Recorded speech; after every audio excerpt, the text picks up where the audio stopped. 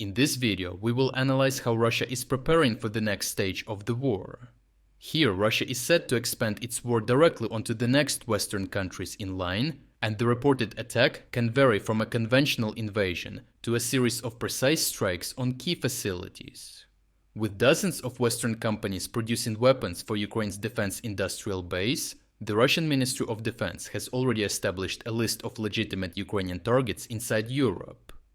A recently released report cited US intelligence warnings to Poland that Russia is considering an armed provocation within only a few months' time to test NATO's response and resolve.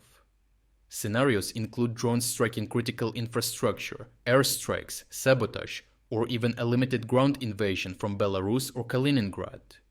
Russia could seek to invade a limited area of NATO territory, creating an immediate crisis without committing to a full-scale invasion. Moscow could then offer to withdraw in exchange for political concessions, such as reduced military support for Ukraine, presenting the return of NATO territory as the price for forcing Western governments to scale back their involvement in the war.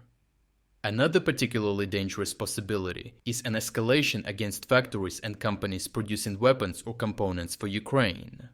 Such an operation would fit Russia's limitations, as its army remains engaged in Ukraine and lacks the capacity for a full-scale war against NATO. This shouldn't be underestimated though, as destroying an ammunition plant, drone factory, electronics supplier, or logistics facility is well within the Russian capacity and could directly damage Ukrainian military capabilities. Additionally, Moscow can easily use recruited agents, incendiary devices, cyber attacks, sabotage teams, or the infamous unidentified drones, then deny any responsibility. The objective would be to destroy weapons before they reach Ukraine, while testing whether NATO treats an ambiguous attack on a Ukraine-related factory as an attack on Poland itself. This issue for Russia has been developing for years, as Ukrainian and European defense industries are becoming increasingly integrated. Ukraine now purchases ammunition, components, and weapons directly from European manufacturers, while allied governments finance Ukrainian production through various support mechanisms. Additionally, Ukrainian companies themselves are opening factories and joint ventures in Germany, Britain, Denmark, the Netherlands, Poland, and elsewhere throughout Europe. For Russia, this creates a serious strategic problem, as Moscow can launch missiles against a drone factory inside Ukraine, but if the same production line is located on NATO territory, attacking it risks confrontation with the entire alliance. Ukrainian battlefield-tested designs are increasingly combined with European capital, electronics, engines, software, and manufacturing capacity to swing the war in Ukraine's favor. Most importantly, this production is becoming dispersed, scalable, and increasingly difficult for Russia to destroy.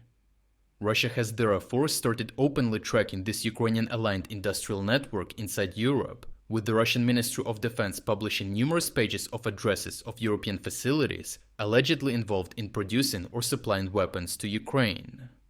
Moscow has described Europe as Ukraine's strategic rear, while Russian officials have openly suggested that companies supporting Ukrainian weapons production should become legitimate military targets for Russia to strike. The mapped network includes drone developers, software companies, engine manufacturers, electronic suppliers, and producers of guidance systems. Even though some of the published addresses has already proven to be inaccurate, Russia's intention was for European companies to know that they were being watched and could potentially be the target of an imminent Russian strike.